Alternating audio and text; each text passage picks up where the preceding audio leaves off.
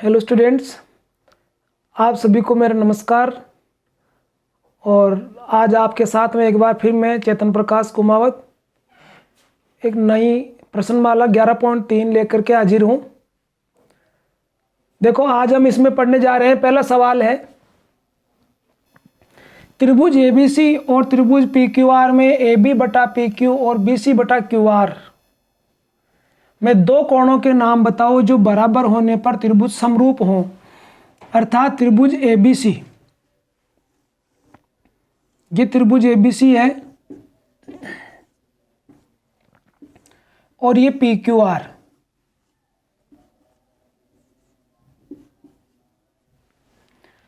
इसमें देखो, इसने दिया है AB, ये AB भुजा और ये PQ भुजा, इनका अनुपात दिया है इन्होंने, और BC भुजा और QR भुजा का दिया है।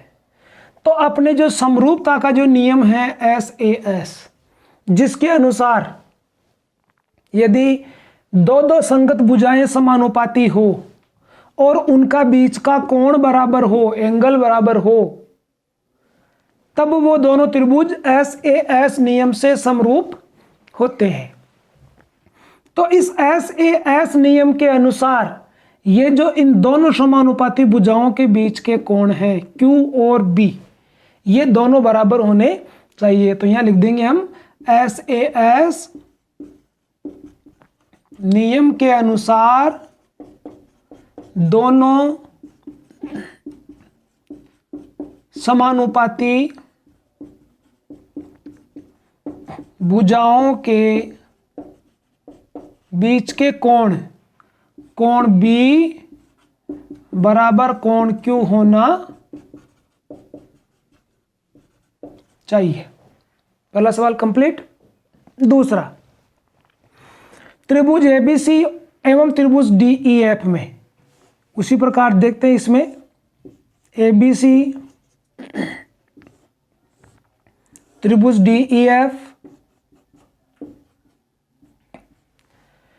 कोण A के बराबर है कोण D। देखो यहां दे रखा है B के बराबर है F।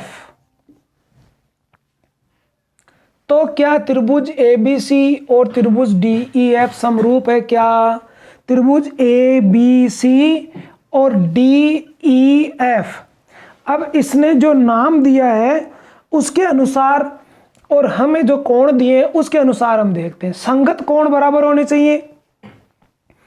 तो देखो, ये कोण आया तो ये कोण आ गया इधर। अब ये B वाला आ रहा है तो इधर F वाला आ रहा है। तो अब नाम के अंदर भी A के बाद में B, A के बाद में B, तो D के बाद में F आना चाहिए, जबकि D के बाद में यहां आ रहा है E। तो इसमें लिख देंगे यहां कोण A बराबर कोण D तथा कोण B बराबर कोण F है।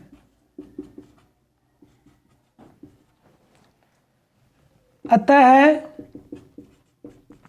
नाम त्रिभुजों का नामकरण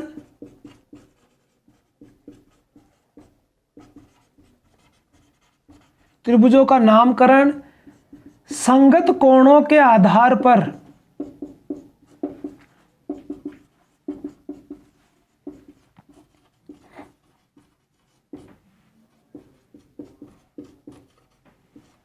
नहीं होने से यह संभव नहीं है। ये दोनों त्रिभुज समरूप नहीं होंगे। होने से त्रिभुज ABC समरूप त्रिभुज DEF नहीं होगा।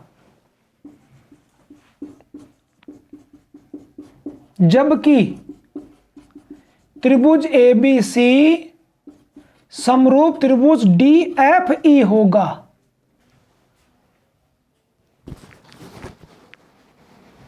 क्योंकि इधर A के बाद में B है तो इधर D के बाद में F बराबर है। इसके अनुसार जो जो संगत कोण बराबर है उनको ही नाम के अनुसार उनको जमाना है। अब देखो त्रिभुज में, इसमें सवाल नंबर 3 में, त्रिभुज ABC समरूप त्रिभुज FDE, इसके भी हम वही दोनों त्रिभुज बना लेते हैं।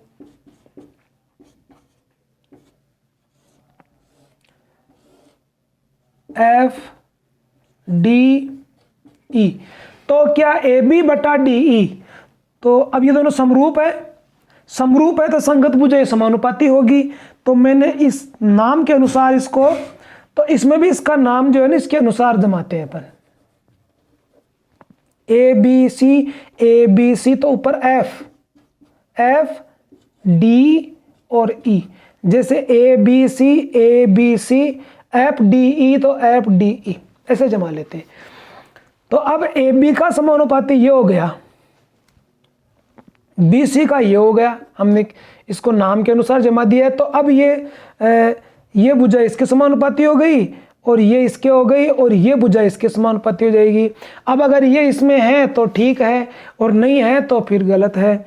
ए बी के साथ में आ गई डी ई, ए बी के साथ में अब यहाँ पर आ रही है ए बी और एफ डी, बी सी के साथ में इसमें आ रहा है ई एफ, जबकि ये आ रहा है डी ई, और इधर ए सी के साथ में आ रही है एफ ई और इसमें आ रहा है एफ डी। तो यहाँ लिख देंगे संगत भुजाएं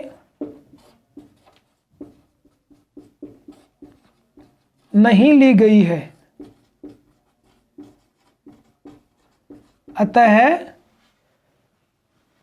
यह कह रहा है कि बताया जा सकता है कि यह नहीं बताया जा सकता या यह सत्य नहीं है।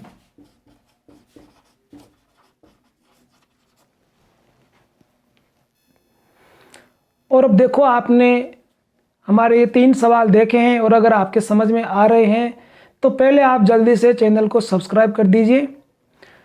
और अब देखो सब्सक्राइब अगर आपने कर दिया है तो ठीक है, आगे हम सवाल नंबर 4 में चलते हैं। यदि किसी त्रिभुज की 2 भुजाएं और एक कोण क्रमशः त्रिभुजी दूसरे त्रिभुज की 2 भुजाएं और एक कोण से क्रमशः समानुपाती हो और बराबर हो तो क्या त्रिभुज समरूप होते हैं। अब हमने जो समरूपता का जो नियम पढ़ा है उसमें क्या होता है, बीच में कोण बराबर हो जाना चाहिए और ये भुजा इसके समानुपाती होवे और ये भुजा इसके समानुपाती होनी चाहिए। तो अब ये कह रहे हैं कि 2 भुजाएं एक कोण, इसका मतलब ये हो गया कि एस एस और ए 2 भुजाएं एक कोण, और ये नियम हमने नहीं पढ़ा है, हमने एस ए एस का नियम पढ़ा है। तो इसमें हम लिख सकते हैं एक त्रिभुज की, इसमें पर लिख देंगे यह सत्य है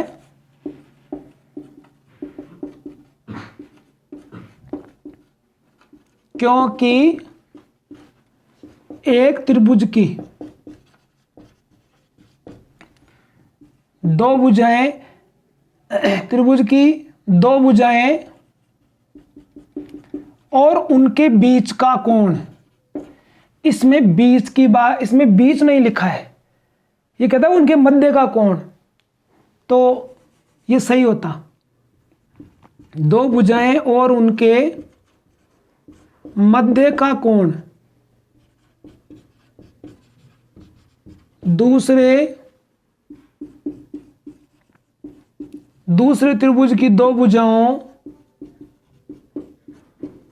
और उनके मध्य के कोण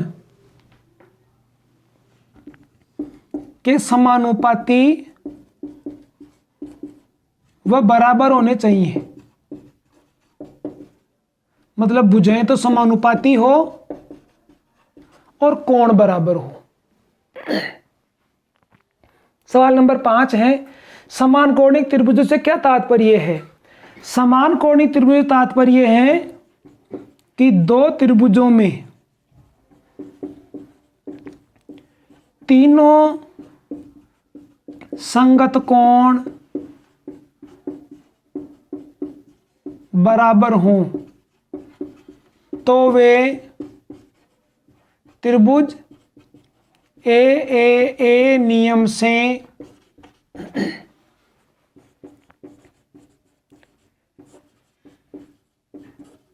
समरूप होते हैं।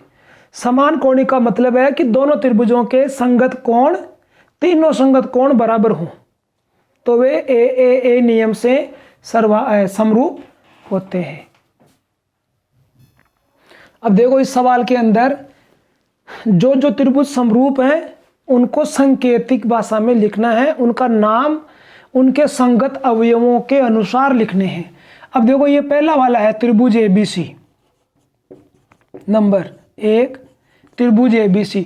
इसमें कोण देखो, कोण दे रखे हैं 40 का, 60 का और 80 का। अब ऐसा त्रिभुज देखो ये रहा 40, 60 और 80। अब हमने इसका नाम शुरू किया 40 डिग्री से, तो इसमें 40 पर क्या है Q, तो इसमें भी अपन लिख देंगे यहाँ पर Q। 40 के बाद मैंने लिखा B 60 वाला, तो इसमें इसके बाद में 60 है P, उसके बाद में R। इस प्रकार से एक सवाल हो गया। दूसरा ये ले लेते हैं, इसमें देखो ये MNP त्रिभुज MNP। अब MNP M पर 70 है, 70 और 30 का कोण। तो अब देखो 70 और 30 कौन से के अंदर, ये रहा 70 और 30। तो इसमें हमने शुरू किया 70 से, फिर लिखा खाली वाला कोण, तो इसमें 70 पे क्या है Z, 70 पे Z है। फिर खाली वाला कोण इसमें N था, इसमें खाली वाला X है, X। फिर इसके बाद 30 डिग्री, तो इसमें 30 डिग्री पे क्या है Y। जो जो संगत अवयव बराबर है उनके अनुसार नाम लिखते जाएंगे। अब इसमें आ जाओ नंबर 3 पे, त्रिभुज PQR, इसका नाम है PQR। तो देखो इसमें पहले हमने PQ मतलब 2.5 वाली भुजा ले ली, तो 2.5 की या तो डबल मिले या इसकी आधी मिले। तो देखो ये रही 2.5 की डबल 5 है, 3 की डबल हो गई 6 और 2 की डबल हो गई 4। तो 2.5 है PQ। अब इसकी डबल इसमें है 5, 2.5 की डबल है 5। फिर हम 2.5 से गए 2 पर, तो इधर 2 की डबल कौन सी है 4, अर्थात इससे हमको इधर जाना है। इसमें हम 2.5 से 2 पर गए, तो इसमें 5 से जाएंगे 4 पे, तो समरूप त्रिभुज। तो ये हो गया E, F और G। इस प्रकार से हमको इसका नाम लिखना है। मतलब ये पहले हम 2.5 वाली पर आए, फिर 2 वाली भुजा पर गए, तो 2.5 की डबल हो गई 5 और 2 की डबल हो गई 4, तो 5 पे चलते हुए हम 4 पे चले गए। फिर सवाल नंबर इसमें अब चौथा लेते हैं। ये देखो इसमें नामकरण, इसका नामकरण है 80 डिग्री और 6, तो इसका है FE। इसमें दोनों जगह ई कैसे लिख दिया, FE और ये भी E। अब 4 में देखो यहाँ पर मैंने D कर दिया है, D होना चाहिए क्योंकि डबल डबल E आ रहा है इसमें, तो यहाँ D है। तो अगर वो तो D अगर मैं यहाँ भी लिखता हूँ तो वो तो नामकरण उसके अनुसार होगा, उससे कोई फर्क नहीं पड़ेगा। जैसे वो लिख दिया हमने त्रिभुज DEF, DEF लिख दिया, तो पहले हम 5 वाली भुजा और 80 इस पे चले हैं। तो अब इसके साथ देखो 5 और 80 कौन से त्रिभुज में है, ये रहे। 5 की आधी हो गई है, तो पहले इस 5 वाली भुजा पर आओ, इसके आधी वाली भुजा पर आओ और 80 पर आ गए। फिर 6 वाली भुजा, तो इसकी आधी हो गई 3, तो इसमें हमको यूं चलना पड़ेगा ऐसे। तो ये हो गया समरूप त्रिभुज N, M और L। मतलब देखो दोबारा से, पहले 5 वाली भुजा पर चलते हुए हम 80 डिग्री पर आए, 80 डिग्री से फिर 6 वाली भुजा पर चले, तो 5 के समानुपाती हो गई ये 2.5, बीच में 80 कोण आ गया। फिर 6 की समानुपाती हो गई 3, तो 2.5 पर चलते हुए 80 की तरफ आए और 3 वाली भुजा पे चले गए। इस प्रकार इसका नामकरण हुआ है। अब देखो इस त्रिभुज में ये दे रहा है कि त्रिभुज PRQ, त्रिभुज PRQ, त्रिभुज PRQ और समरूप है त्रिभुज TRS, TRS, TRS। तो अब ये कह रहे हैं कि कौन कौन से त्रिभुज युग्म में कौन कौन से कोण परस्पर समान होने चाहिए। तो इस नाम के अनुसार लिखते जाओ। त्रिभुज तो समरूप बता ही दिए, इसमें समरूप हैं। तो देखो इसमें पहले आया कोण P, तो इसमें कोण आ गया T, इसमें कोण आ गया R, तो इसमें आ गया कोण, इसमें भी आ रही है। फिर इसमें आ गया कोण Q, तो इसमें आ गया कोण S। अब ये जरूर है कि जैसे T वाला कोण है, इसके दोनों तरफ कोण है, तो हम इस T को T लिखने की बजाय कोण RTS कर सकते हैं। इसको RTS, और इधर ये एस वाला इसको भी क्या लिख सकते हैं, RST, ये लिख देंगे तो थोड़ा और भी उचित रहेगा। बस ये युग्म में कोण, ये कोण बराबर होने चाहिए। अब देखो इस सवाल में हमें उन दो त्रिभुजों का चयन करना है जो परस्पर समरूप है, जबकि हमें ये दिया है। अब ये हमें दिया है, ये हमें दिया है, तो अब हमें वो त्रिभुज लेने हैं जो समरूप हैं। तो देखो त्रिभुज कोण CBE कौन से में, CBE ये हो गया, और कोण CAD ये हो गया। तो अब जब ये दोनों कोण, ये कोण तो आ गया इस त्रिभुज में और ये कोण आ रहा है इस त्रिभुज में, तो हम इन दोनों त्रिभुजों को ले लेते हैं। त्रिभुज CAD व त्रिभुज CED में, अब इसमें देख रहे हैं अपन कोण CAD बराबर कोण CBE, और ये कोण हो गया कॉमन, इस त्रिभुज का भी कोण है ये और इस त्रिभुज का भी कोण है। कोण C बराबर कोण C उभयनिष्ठ है।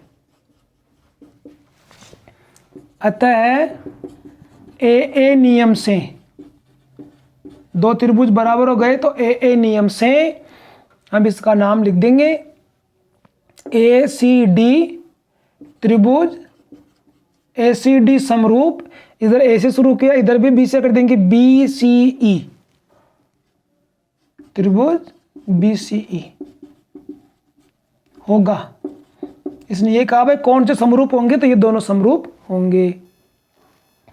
अब देखो सवाल नंबर 9 में ये दो त्रिभुज दिए हैं और ये दिया कि PQ समांतर RS, इसके समांतर ये है, और त्रिभुज POQ को और त्रिभुज SOR को समरूप करना है। POQ और SOR को समरूप करना है, दोनों को समरूप करना है। उपपत्ति में देखो हम क्या लिखते हैं, ये दोनों समांतर है तो ये रेखा तिर्यक हो गई, ये भी तिर्यक हो गई। PQ समांतर RS है, अतः QR और PS तिर्यक रेखाएं हैं, ये दोनों तिर्यक रेखाएं हैं, इसलिए इसका एकांतर कोण ये हो गया और इसका एकांतर कोण ये हो गया। जेड की आकृति बन रही है, तो कोण QPS बराबर कोण P, अच्छा हमको त्रिभुज लेना तो यहाँ O तक ही रुक जाते हैं, क्योंकि इस त्रिभुज में लेना है तो इधर OSR लिख देंगे, फिर इधर PQO इधर लिख देंगे SRO। ये दोनों तो हो गए एकांतर कोण, अंत एकांतर भी कह सकते हैं इनको, अंत एकांतरी होते हैं। और ये कोण, ये देखो कोण POQ बराबर कोण SOR, ये हो गया शीर्षाभिमुख कोण।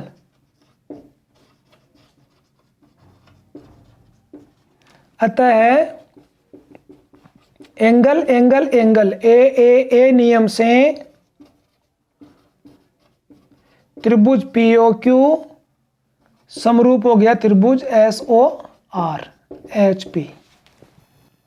अब देखो सवाल नंबर 10 है, इसमें एक 90 सेमी की ऊंचाई की एक लड़की है ये, और ये बल्ब लगा हुआ 3.6 मीटर पे, और ये लड़की इधर इस बल्ब से दूर चल रही है।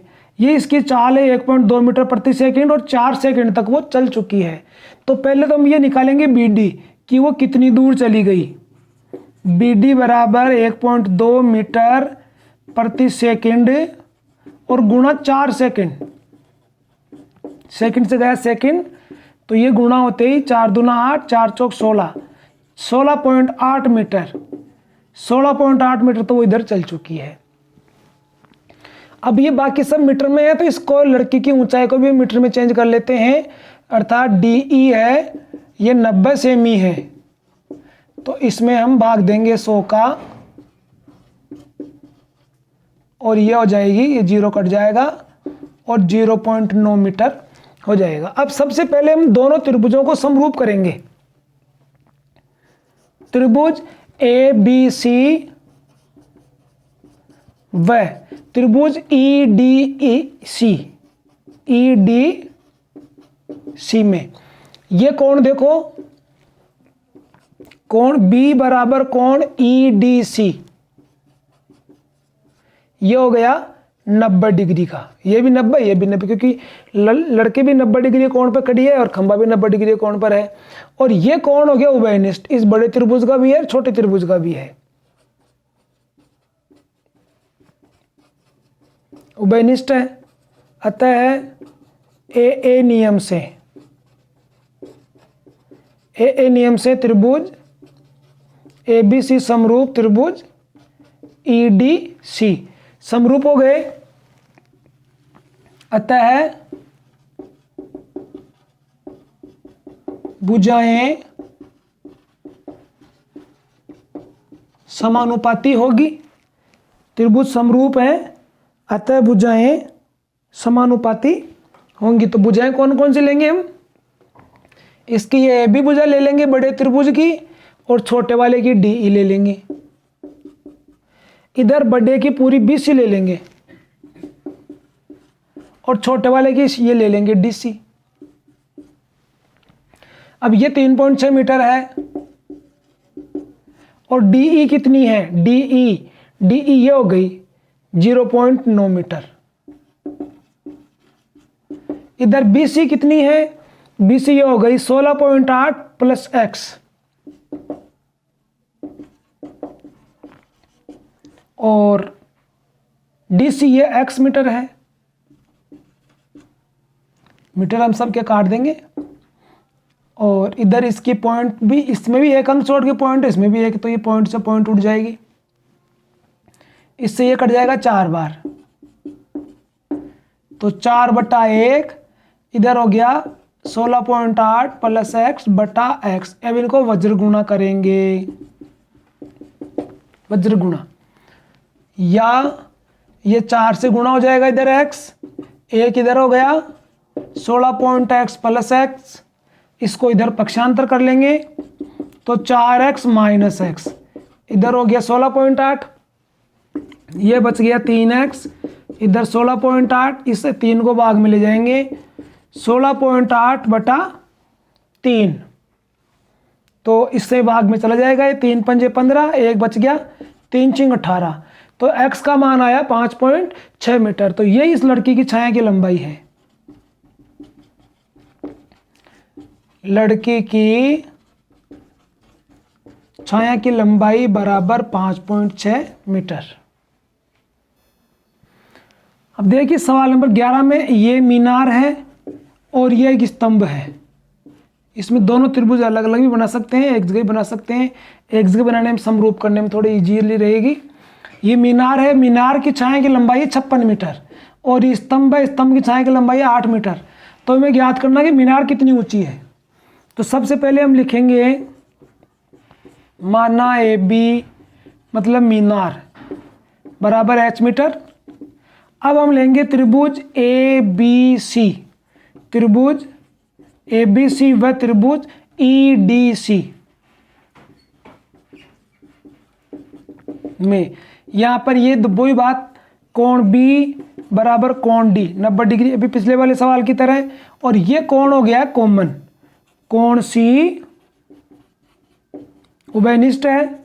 अतः AA नियम से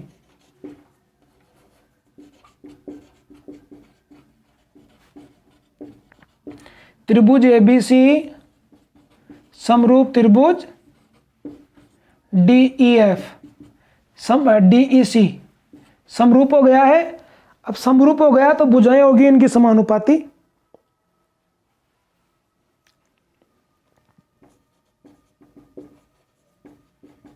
अतः भुजाएं समानुपाती होगी। तो अब इधर से लिख देंगे अपन AB की समानुपाती हो गई DE, और इधर ये पूरी त्रिभुज की है BC, और इसके समानुपाती हो गए DC। तो हम AB का मान H मीटर रख देते हैं यहां, और DE का मान है ये 12 मीटर। इधर ये BC है पूरी 56 मीटर, और ये है DC 8 मीटर। ये मीटर सब काट देते हैं। अब इनको वज्र गुणा कर दो, H बराबर ये 56 की तरफ आ जाएगा 12, और अपॉन में ये 8 है नीचे, 8 का भाग इसमें गया 7 बार, तो H का मान आ गया 12 7 84। तो ये इस मीनार की ऊंचाई है। अतः मीनार की ऊंचाई बराबर 84 मीटर। अब ये आज अपने 11 सवाल कंप्लीट हो चुके हैं। अब इनके अलावा बाकी सवालों के साथ में फिर हाजिर होंगे। इसी के साथ धन्यवाद।